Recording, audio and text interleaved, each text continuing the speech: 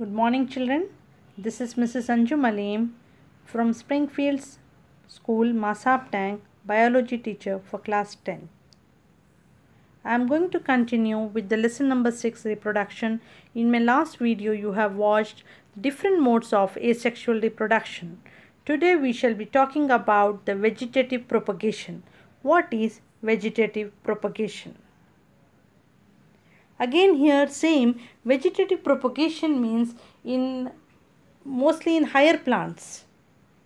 It takes place in higher plants and it may be natural propagation, vegetative propagation, or artificial vegetative propagation. So again, vegetative means it's another type of asexual reproduction only. It does not involve the male and female gametes. Of course, we shall talk about how does the pollination takes place in a plant and how does the fruit is formed, but for now we are going to see in plants both sexual and asexual reproduction takes place. So vegetative propagation is a type of asexual reproduction in plants. As I told you just now, it's of two types: natural vegetative propagation and artificial vegetative propagation. Vegetative reproduction is any form of asexual reproduction occurring in plants in which a new plant grows from a fragment of the parent plant or a specialized reproductive structure. Many plants naturally reproduce this way, but it can also be induced artificially. For example, tuber of potato, rhizome of ginger, and there are many others that we are going to discuss now. Let us see how the vegetative reproduction takes place with the help of leaves. How are the leaves involved in the reproduction? For example, in bryophyllum, small plants grow at the edge of the leaves. You can see in this slide. Can you see the new plants growing at the edge of the leaves? It's bryophyllum. Now here, as I just now told you, in leaves, bryophyllum leaves, the new plants are grown at the edges of the leaf. So bryophyllum is the example where leaves are involved in propagation, in reproduction. So new plants are growing from the edges of the leaves. Then how are the stems responsible for reproduction? Yes, we also have stems responsible for the reproduction. Aerial weak stems like runners and stolons, when they touch the ground, give off adventitious roots, tuft of roots. Adventitious is tough, taproot is single root. When the connection between the parent plant is broken, the stem portion with the adventitious roots develop into an independent plant. For example, some examples of propagation by stem are from stolons, bulbs, corms, tuber, etc. Now let us see first how the bulbs are formed. Bulb example is onion. Yes children, bulbs. Now what is the portion that we eat in onion? Stem. We are not eating the leaf. Of course we can eat the leaves also and the roots are there, but the edible part of the onion is the both leaves and stem. Adventitious roots develop from the new stem and act to absorb water and nutrients. Contractile roots develop from the base of the bulb. Contractile roots function to readjust the depth of the bulb in the soil. By shrinking and expanding, the contractile roots pull the bulb to the proper depth in the soil. That is why the part of the bulb is in the soil. The stem is also underground here. In all these cases, the stems will be underground. That I am going to discuss now. For example, tubers. Tubers example is potatoes. Now what happens here? The tubers are enlarged structures in some plant species such as storage organs for nutrients. So here the stems are the storage organs in bulbs, onion, and in tubers, potato. They are used for the plant's perennation to provide energy and nutrients for growth during the next growing season and as a means of asexual reproduction. Stem tubers form thickened rhizomes or stolons also. Now you can see the example of rhizome and stolon. Stolon is here. Example is the strawberry plant. A stolon is a stem that grows along the ground surface and adventitious roots are produced at the nodes, and buds on the runner can develop into upright shoot, and separates the plant can be formed, and separate plants can be. As you can see, they from the nodes the roots are developed, adventitious roots, tuft of roots, and from the buds the stem is developed, and they get detached from the parent plant and lives as an individual plant. This is an example strawberry plant for stolon. Then what are corms? Corm is a swollen vertical stem, solid fleshy with the papery covering. Colocasia, you know colocasia? We call it in Urdu arvi, in Hindi arvi. That is an example of a corm. Then let us see the rhizome.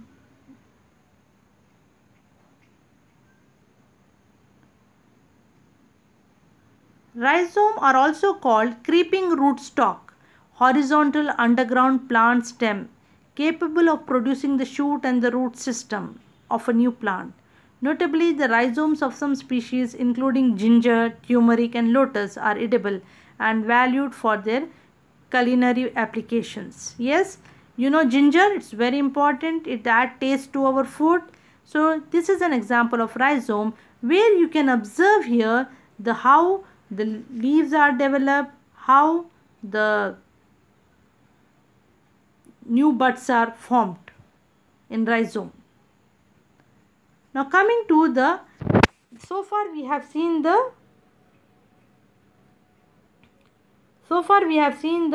natural vegetative propagation.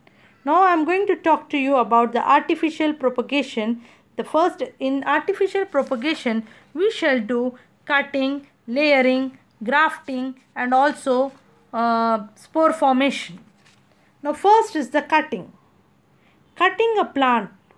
How does the cutting in a plant done to carry out the artificial propagation? A plant cutting is a piece of plant that is used in horticulture for vegetative asexual propagation. A piece of the stem or a root of the source plant is placed in a suitable medium such as moist soil. Some plants can be grown from leaf pieces called leaf cuttings, which produce both stem and roots. Now the example of the cutting are rose and hibiscus. This is very simple. Here what we do is, very simple children, here we take a parent plant and we cut the part of the parent plant. It can be root or it can be stem or it can be leaf, and we put it in the moist soil and allow it to grow, so that if it is a leaf it will develop the stem and roots. If it is a stem, it will develop the roots. If it is a root that you have cut, then it will develop the stem and leaves. So whatever you have chosen, accordingly it will develop the missing parts and it will develop into a new individual. So the example of the cutting are rose and hibiscus. Okay children, you have to be careful when you are cutting with the blade. Now the second is the layering. Layering is again very interesting, as we have seen in stolon.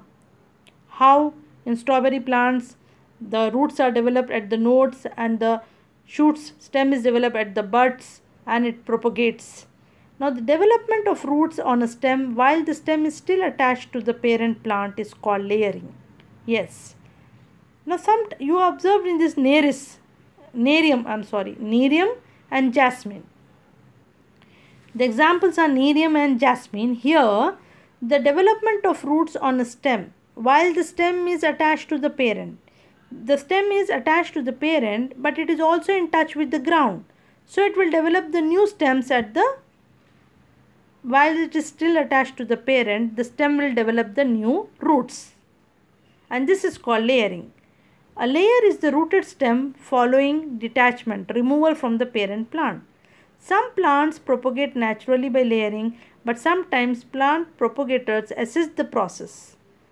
As you can see in this slide, how the roots are getting developed, adventitious roots to the stem when it is still attached to the parent. So this is an example of layering. Now let us see what is grafting. Grafting is very interesting. Now here we actually select two plants. One is seated in the soil, which is present in the soil, and another we cut it from the other plant and bring close to it. The one which is in the soil is called stalk, as you can see in the slide, and the other which is cut from the another plant and brought is called as the scion. We put them together, we graft them, unite them, and we wrapped around it a piece of cloth and twine around it with a string, so that both of them develop the tissues. They are integrated into each other and they will form a single plant. So this is used when you want to have the selected characters. When you are selecting two characters, one character in one plant and another character in another plant, another trait in another plant, and the two traits can be united and you can get it in a single plant. So when you want to have a desired characters, you can select the grafting.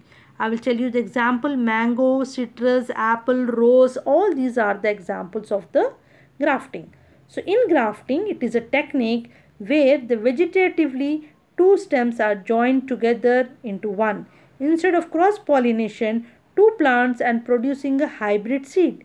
Grafted plants use the roots and the bottom portion of the one plant. It is called as the stalk. Stalk is the part of the plant which is attached in the soil, and that is attached to the tender shoot, scion. Scion is a new plant that you are getting from another place, from the top portion of the another plant.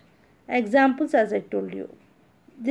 Mostly this question is asked in the exam. Write the difference between the layering and the grafting. In grafting, we have stalk and scion, whereas in layering we don't have. We have only single parent plant. Then what is spore formation? Spore formation is a method in asexual reproduction. It generally happens in non-flowering plants such as fungi and bacteria. In this, the parent plant generates thousands of spores which individually grows in a plant. These spores are microscopic and round in shape and grow in suitable condition. Example, Rhizopus. It's an example of fungi. Mostly you observe on the bread molds. They are the example of spore formations. They spread. Yes, they reproduce by the formation of spores. Now here, children, we have one small activity here where I would like to tell you how to do it. Actually, we should take the bread. This activity is there in the textbook. You can refer it also, but still I would like to explain here. Leave the bread in open for about an hour so that it is exposed to the contaminants in the air. Place the bread in a plastic bag. Sprinkle water over it to have dampness, then seal the bag, leaving some air inside. Place the bag in a dark, warm place. A kitchen cupboard close to the stove may be one option. Or you can place it next to a window with a bowl or a lid covering it from the light. Now mold will grow best in a moist environment. Mold would start growing in 2 to 3 days, but it will take a week or more to form the spores depending upon the weather conditions. Check the piece of bread every few days and add some water if it is drying. Avoid opening the plastic bag as much as you can. If you touch the bread, be sure to thoroughly wash your hands afterwards. When sufficient mold has formed, you can prepare a slide and examine it under the microscope. You will observe thread-like structures with the round structures at the top. So I will tell you about that. So before going to prepare the slide, you should know how to prepare a slide. To observe, what is our aim? Our aim is to observe the rhizopus or common mold under the microscope. Materials required are mold sample of bread, plain glass slide, cover slip, water, disposable gloves. Let's see the procedure. Place a drop of water in the center of a slide. Using a toothpick, scrape very little of the mold and place it on the drop of water.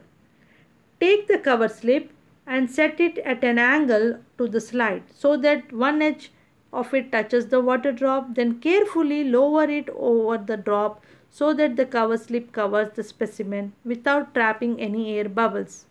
You have to be careful, no air bubbles should come. Use the corner of the tissue paper or blotting paper to blot up any excess water at the edges of the cover slip. Now view the slide with the compound under the compound microscope.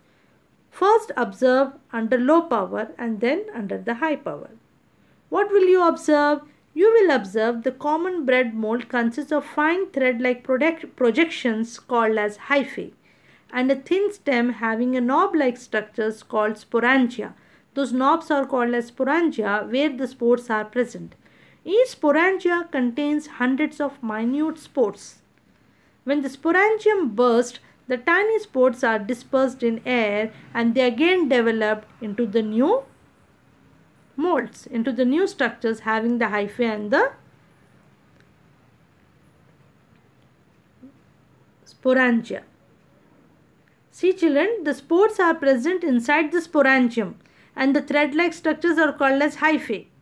And when the sporangium bursts, the spores are dispersed. They are spread all over and they continue their life cycle. Now the last part is the sporophyll. What is a sporophyll?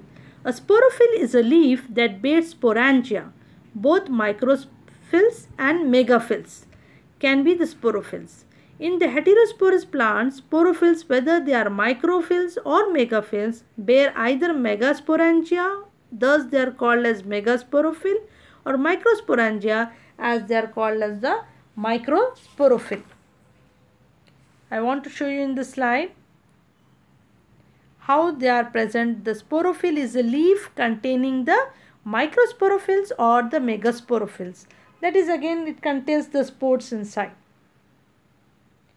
So today we have seen what is vegetative propagation, how it is carried out naturally by the bulb, tuber, stolon, corm, rhizome with examples, and we have also seen artificial vegetative propagation, that is cutting, layering, grafting, spore formation. And we have also seen the lab activity to observe the rhizopus on bread, and lastly we have seen the what are sporophylls. So today's homework is write the differences between layering and grafting. You will get this answer in the PDF, and also write the materials required and procedure followed by you to observe the rhizopus on bread in the lab. Draw the diagram also. I hope you enjoyed watching this video and understood the concept. Thank you very much for watching this video.